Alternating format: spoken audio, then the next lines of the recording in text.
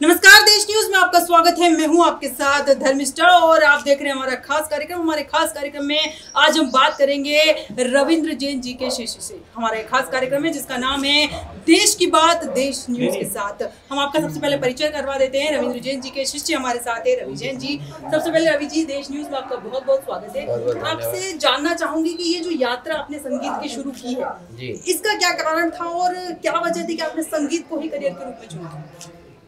सबसे पहले देश की बात आपके साथ जी, और आप ही के माध्यम से देश तक, ये देश न्यूज़ के माध्यम से मैं रविंद्र जैन साहब का शिष्य, उनको सबसे पहले प्रणाम करता हूं।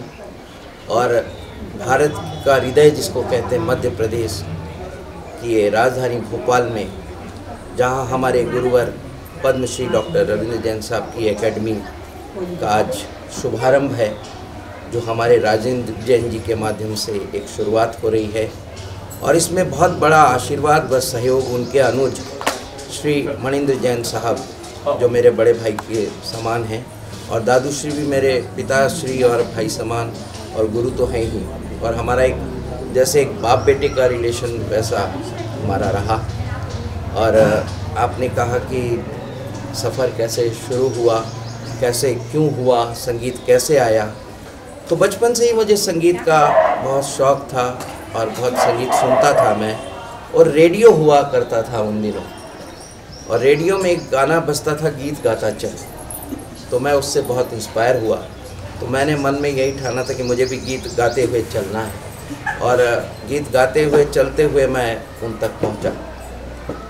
और फिर हमारी शुरुआत दादू श्री के आशीर्वाद से हुई।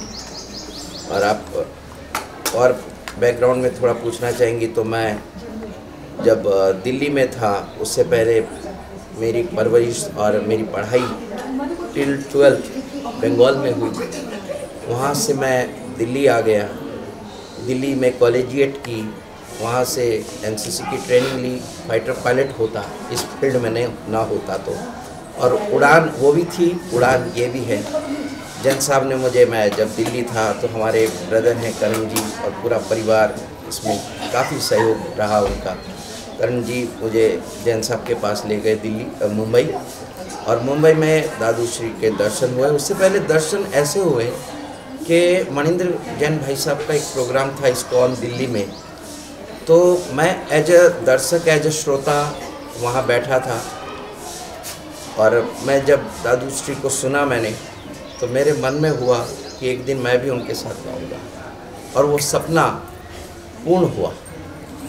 जिनके लिए मैं कभी जो मेरे लिए कभी किस्सा थे, मैं आज उनके परिवार का हिस्सा। बिल्कुल, बहुत अच्छी बात कही आपने कि आप उनके परिवार का हिस्सा हैं। और एक उड़ान वो भी थी, एक उड़ान ये भी है। जो बात आपने कही है बहुत अच्छी और बहुत सुंदर है। ये एक चीज़ और जानना चाहूँगी आपसे कि ये जो यात्रा आपने शुरू की है, इस यात्रा में कई चुनौतियाँ भी आई होंगी आपके सामने? इसके लिए एक शेर पढ़ना चाहूँगी, और उससे मैं खुद इंस्पायर होता हूँ। और लोग भी, काफ़ी लोग लिखते हैं और मेरा नाम लिखते हैं नीचे, मुझे बड़ा अच्छा लगता है कि हिम्मत न हारना अपने ही वास्ते, हिम्मत न हारना अपने ही वास्ते, क्योंकि तुम्हें बनाने खुद अपने ही रास्ते। हौसलों की ज़मीं यानी कॉन्फिडेंस, हौसलों की ज़मीं पाँव के नीचे, सर पे आशाओं का आकाश है। हौसलों की ज़मीं पाँव के नीचे, सर पे आशाओं का आकाश है। हाथ बढ़ाकर तो देख, मंजिल तेरे पास। क्या बात, बहुत बड़ी बात है जो आपने कही। यहाँ पर एक चीज़ और जानना चाहूँगी यहाँ पर, जैसे कि आप रविंद्र जैन जी के शिष्य, जैसा कि आपने बताया भी है, शिष्य होने के दौरान कहता है कि जब गुरु बहुत बड़ा हो, बहुत पहुंचा हुआ हो, जिसकी बहुत कामयाबी हो, तो कहीं ना कहीं चुनौती बनी रहती है एक उनके सफ़र को आगे ले जाने की। क्या आपके सामने इस तरह की कोई चुनौतियाँ थी? बिल्कुल चुनौतियाँ थी, और उन चुनौतियों को मैं स्वीकार करता हूँ। और मैंने देखा कि दादू श्री की तरह तत्क्षण, ऑन द स्पॉट, इंस्टेंट मेरे से भी गीत बन जाते हैं। उनका नाम लेता हूँ और गीत बन जाते हैं। और चुनौतियाँ तो ऐसी थी कि जब मैं दिल्ली से मुंबई आ रहा था, तो हमारे एक बहुत बड़े फ्लूटिस्ट है जो बांसुरी वादक जिसको कहते हैं, दूरदर्शन और आकाशवाणी के रमेश मिश्रा जी, तो मेरा उनसे बड़ा घनिष्ठ संबंध था। वो हर किसी के लिए बजाते नहीं थे और बहुत मूडी आदमी थे, मेरे लिए बजाते थे। मैं चाहे जितना भी सीखा हूँ ना सीखा हूँ, लेकिन मेरे से प्रेम ऐसा रहा। तो मैंने उनको बोला कि रमेश भाई मैं मुंबई जा रहा हूँ और वहाँ तो बड़ी बड़ी मछलियाँ हैं, तो मैं उन मछलियों का सामना कैसे करूँगा। बोले चिंता मत करो, अपने फन में कांटे पैदा करो और चुनौतियों का जीत पाओ। बहुत अच्छी बात कही है आपने। जैन साहब, यहाँ पर जैसे हम बात कर रहे हैं, रविंद्र जैन जी की बात कर रहे हैं, ऐसा कोई किस्सा, ऐसा कोई वृतांत जो आप हमारे दर्शकों के साथ शेयर करना चाहते हैं? यस, बहुत सारे किस्से उनके साथ मेरे रहे।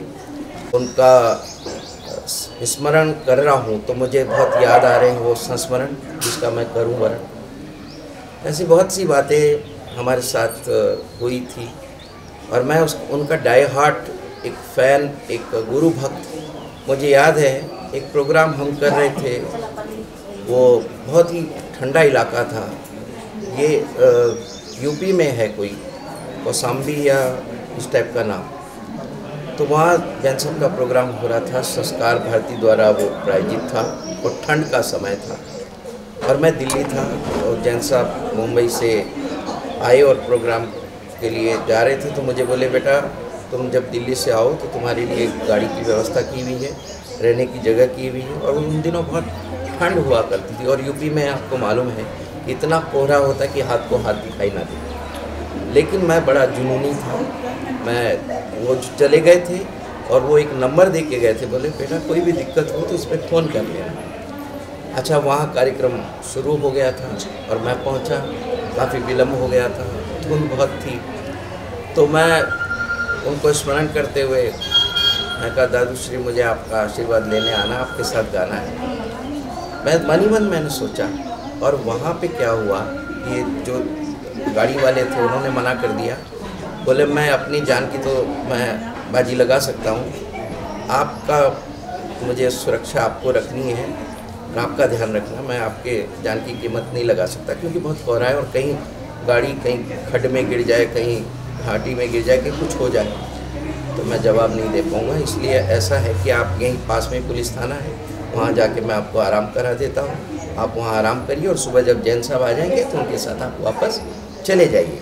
मैंने कहा ठीक है, अच्छी बात है। तो वहाँ एक दरोगा जी थे और उन दिनों क्या है वहाँ पे लैंडलाइन फ़ोन हुआ करते थे और वो PCO टाइप के आप समझ सकते हैं। तो थाने में फ़ोन नहीं था, फिर कहीं PCO में हमने ट्राई किया। पहले तो उन्होंने भी मना कर दिया कि आप यहीं रहिए, आप सुबह जैन साहब आएंगे तो चले जाइए। लेकिन मेरी जिद के आगे वो उन्होंने भी अपनी जो है हार मानी और बोले नहीं मैं तुम्हारे साथ चलूँगा हनुमान मंदिर। तो बाइक पे हम दोनों सवार हुए, कुछ दूरी पे गए, वो PCO मिला, वहाँ से फ़ोन किया और लकीली वो कॉल लग गया वहाँ संस्कार भारती वालों को और उन्होंने जगह बता दी और मैं पहुँच गया। और प्रोग्राम एंड पे था और मैंने दादू को कान में धीरे से कहा दादू मैं आ गया है, मतलब साथ में एक पुलिस वाला है। तो उन्होंने गाने में ही गा दिया कि रवि भी आया, साथ में पुलिस वाला भी लाया। तो ये मेरी गुरु भक्ति है। बिल्कुल, बहुत अच्छी बात और फिर गाया, मैंने परफॉर्म किया। बिल्कुल, बहुत अच्छी बात रही कि गुरु भक्ति, और गुरु भक्ति होनी भी चाहिए। वर्तमान में हम गुरु भक्ति की बात करें, तुरंत उन्होंने मुझे माइक दिया, जो कोई और गा रहा था, बोले नहीं रवि आया, इसको पहले दो, इसका ये बहुत दूर से आया बेटा, इससे पहले इसका गाना कर। बिल्कुल, ये थे हमारे साथ रविंद्र जैन जी के शिष्य, जो उनकी यात्रा को, उनकी संगीत की यात्रा को आगे ले जाने का काम कर रहे हैं। हम इसी तरह से और नई हस्तियों से आपकी मुलाकात करवाते रहेंगे हमारे खास कार्यक्रम देश की बात देश न्यूज़ के साथ। तब तक बने रहिए देश न्यूज़ के साथ। नमस्कार।